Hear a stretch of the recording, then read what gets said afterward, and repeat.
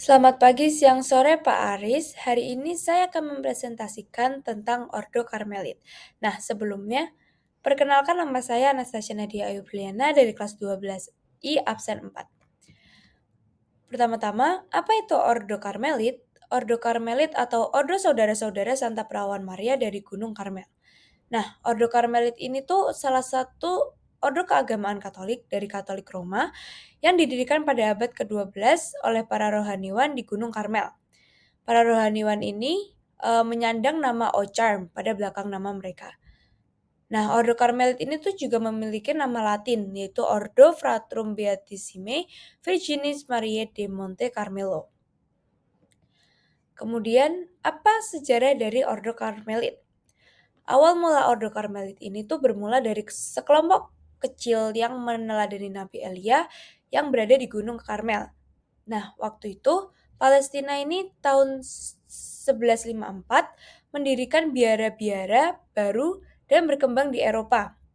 Kemudian adanya peraturan hidup membiara itu atau Regula Karmel yang ditetapkan oleh Santo Albertus dari Yerusalem pada tahun 1209. Biara ini tuh mengalami penurunan pada abad ke-14 dan juga 15. Kemudian karena mengalami penurunan pada abad ke-14 dan 15, kemudian biara tersebut diperbarui oleh Santo Yohanes dari Salib, kelompok rahib pria, dan Santa Teresa Avila dari kelompok wanita Rubia pada abad ke-16 dengan semangat kontemplatis baru. Pada akhir abad itu mengalami pemisahan dua kelompok. Jadi setelah diperbarui, kemudian terjadilah pemecahan dua kelompok menjadi Karmelit berkasut atau Ocharm dan juga Karmelit tak berkasut atau OCD. Kemudian ada spiritualitas. Nah, spiritualitas dari Ordo Karmelit ini adalah para pertapa di Gunung Karmel itu menempuh suatu cara hidup kontemplatif dalam keheningan dan kesunyian. Mereka tinggal dalam pondok-pondok yang terpisah yang dibangun pada lereng-lereng gunung. Nah, spiritualitasnya ini tuh para pertapa ini menempuh cara hidup yang sangat kontemplatif. Nah, kontemplatifnya ini yang bersifat semi ermetis seperti yang diungkapkan dalam Regula yang berkata bahwa mereka harus tinggal di pondok masing-masing, siang malam merenungkan hukum Tuhan dan juga berjaga-jaga dalam doa. Mereka harus meneruskan hidup dalam hadirat Allah. Nah, kemudian tuh dalam keheningan dan kesunyian tersebut, mereka boleh mengalami kehadiran Allah seperti yang dituliskan oleh Nicholas dari Prancis yang menjadi Jenderal Ordo pada tahun 1266 sampai 1271. Kemudian ada karya pokok. Karya pokok bagi para Karmelit ini merupakan perwujudan dari karisma pelayanan. Nah, sebagaimana karisma pelayanan tersebut itu yang dilakukan oleh mengalir dari karisma persaudaraan dan karisma doa. Karya-karya ini bukanlah bersifat pribadi melainkan komunal, meski rencana suatu karya mungkin dicetuskan oleh seorang pribadi Karmelit. Oleh sebab itu, karya para Karmelit ini melibatkan banyak sekali individu Karmelit dan keputusan yang terkait dengannya diambil secara bersama-sama dan melalui proses permenungan dan doa. Nah, karya-karyanya ini tuh dikelompokkan menjadi dua, yaitu ada parokial dan juga kategorial.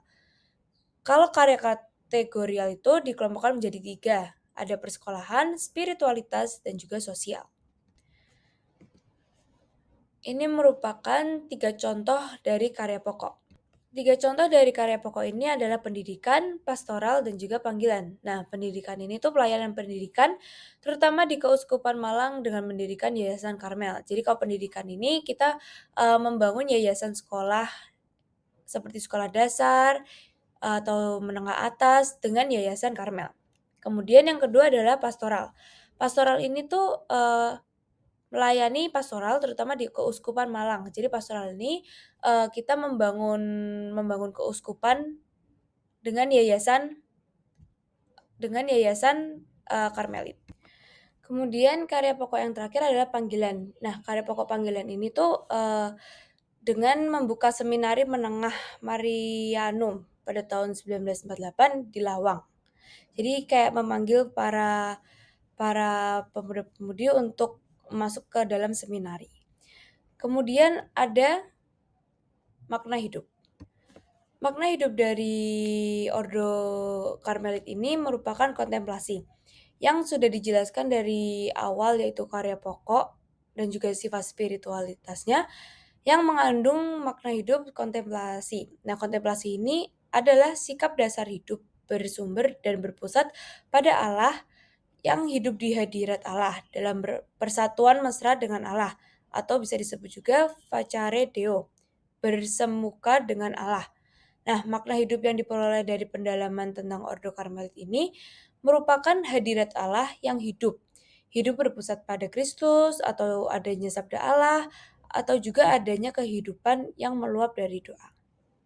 Sekian dari presentasi tentang Ordo Karmelit. Mohon maaf jika ada kesalahan kata. Terima kasih.